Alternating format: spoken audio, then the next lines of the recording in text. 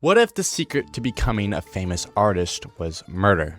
Creating paintings from your victim's brain matter and bodily fluids, selling them to a creepy, dark artist, cryptid art artist, just so you could make some money.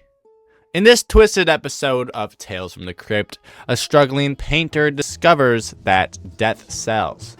And the more bodies that pile up, the more successful he becomes. But in the true Tales from the Crypt, it never ends that well. Welcome back to my channel. In today's video, we're going to be diving into one of the darkest episodes from Tales from the Crypt.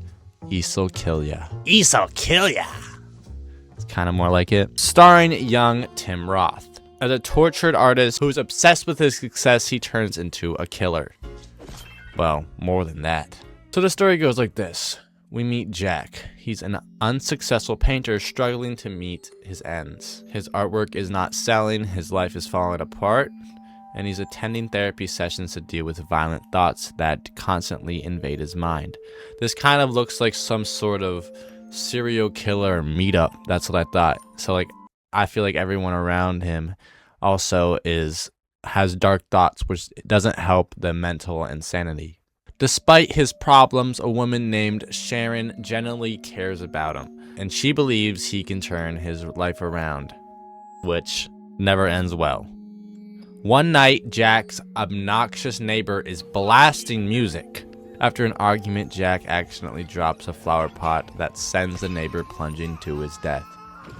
Most people would call the police, but Jack, he grabs his camera and starts taking pictures of the dead body he just accidentally killed. Instead of feeling guilt for what he has done, he becomes fascinated by the image of death.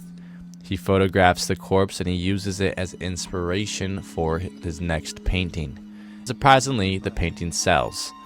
Not only does it sell, but it attracts more attention from a wealthy collector named Malcolm Mayflower, a man with a disturbing taste of morbid artwork and morbid photography. He offers Jack a lot of money for more paintings, but Jack, he doesn't seem too sure because he knows what it takes to create these paintings. For the first time in his life, Jack has succeeded in something, but there's only one problem. His best work comes from a real death, and that's probably why Mr. Mayflower was so intrigued by this artwork.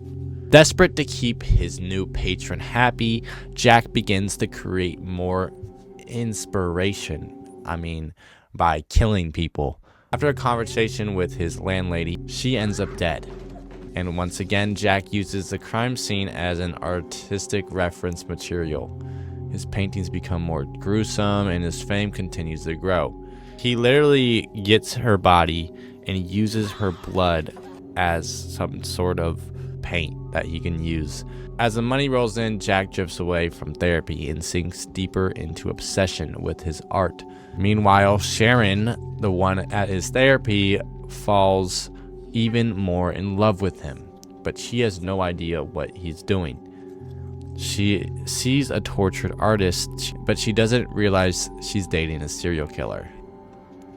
Eventually, Jack decides he had enough. He wants to leave his murderous lifestyle behind and build a future with Sharon, but fate has other plans. While Jack is away, Sharon discovers evidence connecting him to murders. She finds the paint that Jack scooped up from this lady in a drawer, which is gruesome. Which I thought she was going to be more chill about it, but I don't know. I don't know why I thought that. Terrified, she runs away from him and is struck by a fucking car. She got hit by a car. And she survives, but needs an expensive operation to live. And by now, Jack becomes desperate. He needs money immediately because he needs to save Sharon's life. But Sharon knows that he is a murderer, and I don't want a murderer paying for my hit and run accident. I don't want if I'm getting hit by a car, I'm making insurance pay for it. I don't want no serial killer to be paying for my broken arm. So he commits to one final murder to create one last piece of art for Mr. Mayflower. Using blood from a human remains as paint, he proceeds with his most horrific work yet and sells it for enough money to pay off Sharon's surgery bill.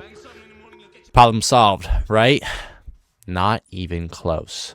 In one of the cruelest endings in the entire series, Jack discovers that the man he murdered for his final painting wasn't just some stranger, but the victim was the surgeon who was supposed to perform Sharon's life-saving operations.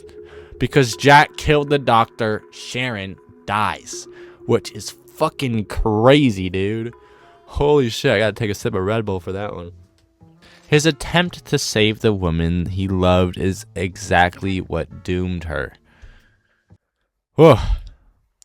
And when things couldn't get worse, police arrive with evidence linking Jack to his murders.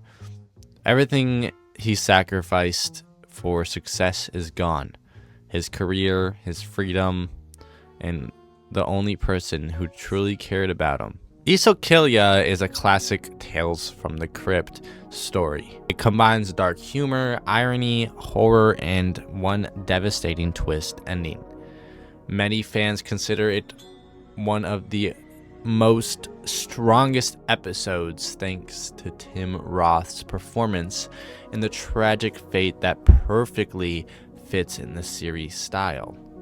The lesson: be careful what you sacrifice for success. You might get exactly what you wanted and lose everything that mattered to you.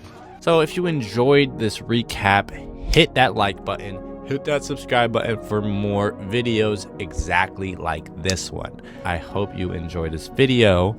Until next time, goodbye.